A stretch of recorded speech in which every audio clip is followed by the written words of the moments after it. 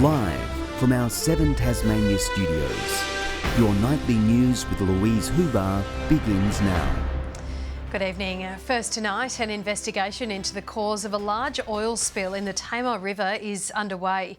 Action groups are concerned about the clean-up and the environmental impacts the incident will have on the river's already struggling health.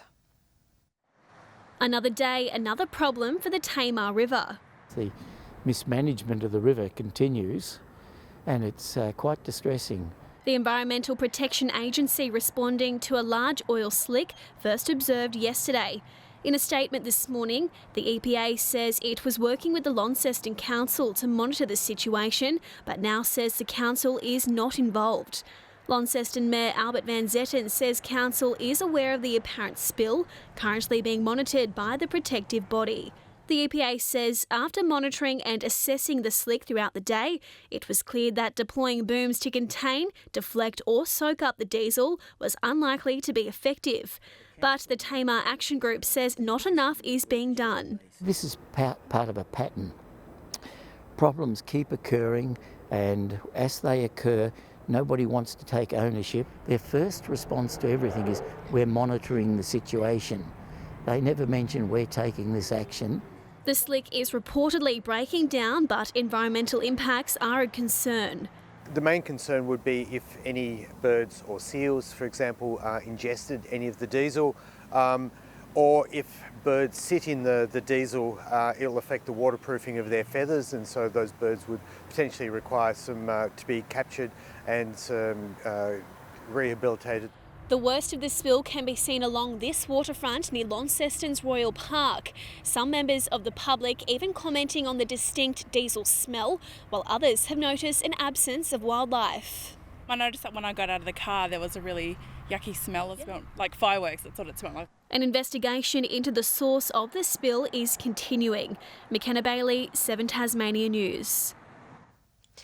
Members of the Tasman Peninsula community have come out in force, rallying to fight against salmon farms in their area, highlighting what they say are major flaws of the industry. They want their local waterways revived, revealing damning images of the impact the farming is having on their region, while the government says it's committed to supporting sustainability. United in their fight to clean up a mess they say is being left by a billion-dollar industry.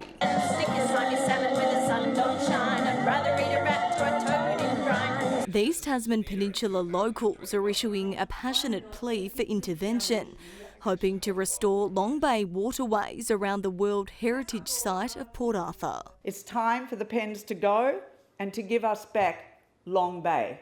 Thank you. I noticed this one day after just over 18 months of the fish farms being put back in after 30 years that it was starting to change. The sparkle was gone.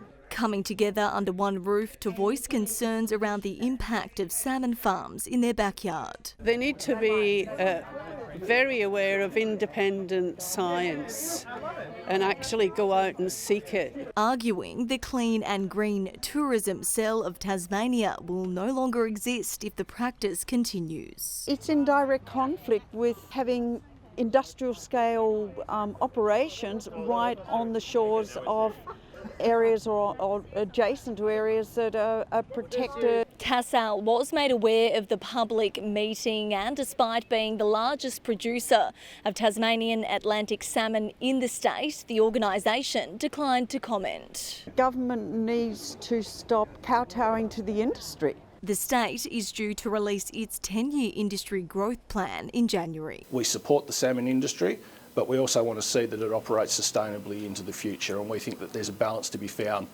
It's because we love the place. Sorry. I don't normally get emotional about these things, but we do love this place. Grace Evans, 7 Tasmania News. The fight over anti-protest laws isn't finished, with activists still lobbying MLCs to reject them in a final vote. Concerns about the impact on the public sector remain as one group prepares to strike this week. Banding together to protect the right to protest. We actually all have the same core value here, which is about improving our society, standing up for what matters. They're not worker protection laws, they're anti-protest laws.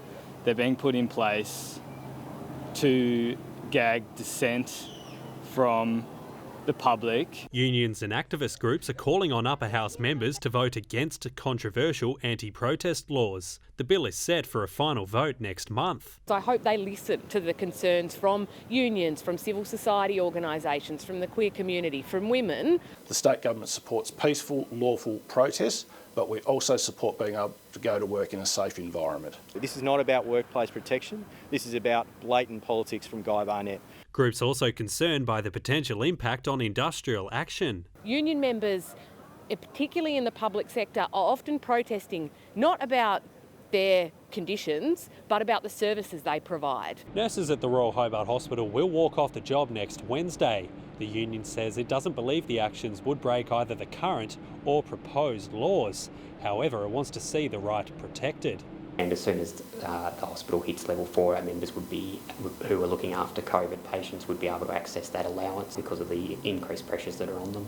Josh Duggan, 7 Tasmania News. Tasmania has recorded almost 1,400 COVID cases overnight. There are 51 people in hospital being treated specifically for the virus. 3 patients are in ICU. Sadly, a person in their late 70s from the state south has died from the virus. A Launceston convenience store has been caught up in a failed attempted armed robbery.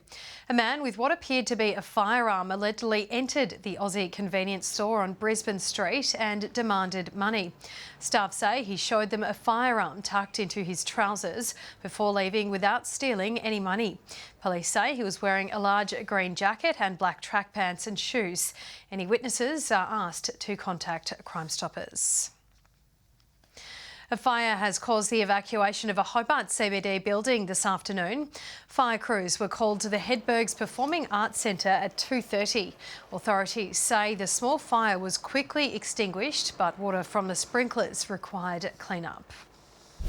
Tasmanian concession card holders can now access 90 deals to ease the rising cost of living.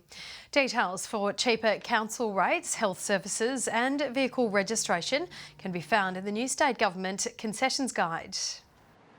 The Tasmanian Government understands that cost of living pressures are increasing in the state, and we're committed to doing everything we can to support people. We're all experiencing rising costs, and older Tasmanians who tend in a higher number be on fixed incomes, that's going to affect them in a more serious way. The guides are available from more than 500 locations, including council chambers and Service Tasmania outlets. It was retro round for one SFL club as they celebrate their heritage. The Hobart Football Club seniors pulled on the vintage yellow and black of Cannanore, which was the club's original name prior to World War II.